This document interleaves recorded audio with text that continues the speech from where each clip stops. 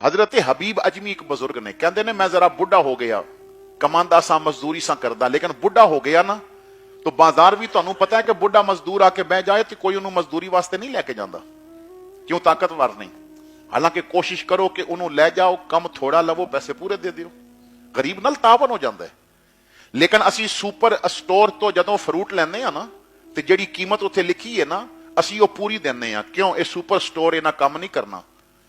ते जिन्हें केले दा छाबा सर ते रखिया ना ते बुढ़े कोल साइकिल भी नहीं बहुती उत्ते रख के जाए उन्हें घर चलाना है वो साइकिल जोगे पैसे को नहीं वो गली च फिरदा आ गया ना उन्हें आखिया 100 रुपए का दर्जन ते तू उत्थे रट्टा ला दिता मैं ते 80 का लैना।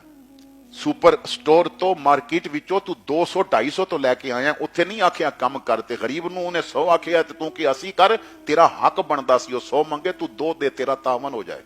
लेकिन असी हमेशा गरीब ते रोप पाते हैं क्योंकि अमीरां ते सामने लगता नहीं ना साडा ब्लड प्रेशर भी बड़ा सियाना है ये अमीरां सामने कदी आई नहीं होया हमेशा लिस्से सामने आई होंदा है। गालियां कढ़ने क्यों ब्लड प्रेशर आई है कदी चौधरी या मलक नूं भी कढ़ना MP नूं भी कढ़ वजीर नूं भी कढ़ बड़ा तेरा ब्लड प्रेशर सियाना है हमेशा लिस्से सामने आई होंदा है अमीर सामने और डाडे सामने कदी हाई ही नहीं होया। अपनी कमीनगी नूं ना दे दिता है ब्लड प्रेशर दा अपने अंदर दी गलाजत निकालण नूं ना दे दिता है ब्लड प्रेशर दा। एक बुजुर्ग दा मैं जुमला पढ़ रहा सा उस जुमले नूं समझण दी कोशिश करियो मैं अगली जो गल करना चाहना उधर जाना है। वो बुजुर्ग फरमांदे ने दुनिया विच जिंदगी इस तरह गुजार कि तेरे महल्ले विच रहन ते लोग शुक्र करन सबर ना करन। गल समझ आइए तू महल्ले च रह रहे हैं ना ते लोग शुक्र करन के मालिक बंदा सानू अता दिते सबर ना करन। इतना बुरा बन के ना रवी कि लोग सबर करन इतना चंगा बन के रवी कि लोग शुक्र करन मालिक तू है बंदा साडे महल्ले विच दिता है। जिस तरह पूरी दुनिया शुक्र कर दी है वो पूरी कायनात दे नबी सन लेकिन आए इत्थे ने। तो हजरात गिरामी फरमांदे ने बुढ़ा हो गया बीवी ने आखिया काम करो जाके जिस्म की ताकत जवाब दे गई मैं चौक विच आके बह गया कोई भी मैनू मजदूरी ते रखण वास्ते तैयार नहीं। जब शाम हो गई ना तो बल्कि जोहर दी आजान हुई कहते ने जोहर दी आजान हुई तो मैं मस्जिद चला गया नमाज पढ़ के लोग चले गए तो मैं साफा पटका उतार लिया रुमाल उतार लिया ते सफा साफ कीतियां मस्जिद की सफाई शुरू की तो मैं किया रब्बा तेरे बंदे ते मजदूरी ते नहीं रखदे चल तू ही मजदूरी करा ले।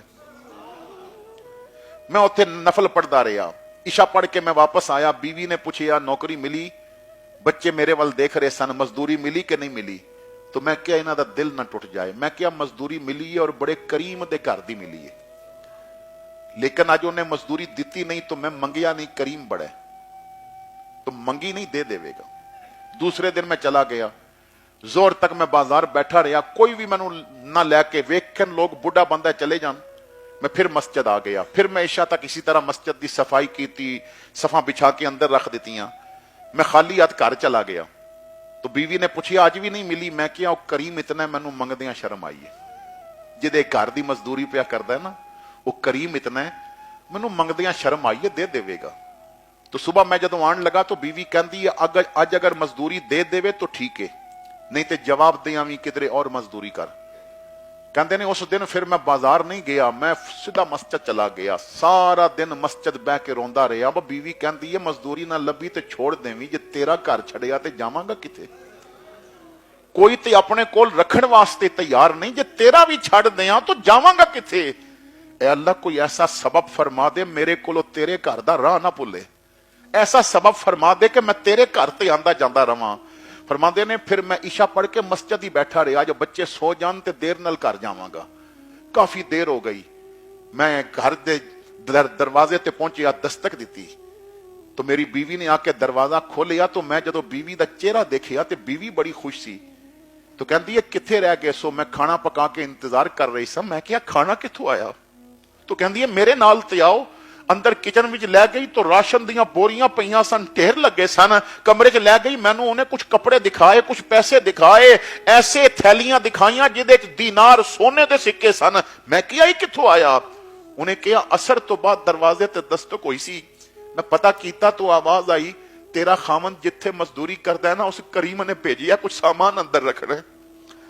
जरा पर्दे च हो जाओ। मैं पर्दे च हो गई, उन्होंने किचन भी सामान नाल भर दिता है और ये पैसे ते कपड़े भी दे गए, तेरे कपड़े मेरे कपड़े बच्चियां दे कपड़े दे गए ते जान लगे सिर्फ इतना कह गया है भैन अपने खामद नूं आखी, ओ करीम कहंदा है मैनू मजदूरी देने देर हो गई है, मेरे घर दा काम छड्डे नहीं, आंदा रिज़्क पहुंचण विच देर नहीं होगी। उस मालिक ने खुद जिम्मा लिया। असी जितना अमीरां कोल जाके रोंदे हां ना, तू तहज्जुद दे मुसल्ले ते रो, फिर किसे सामने रोवें ते मैनू गल करी। असी बंदियां नूं दुखड़े सुणाने हां, रब नूं कदी दुखड़े नहीं सुनाए।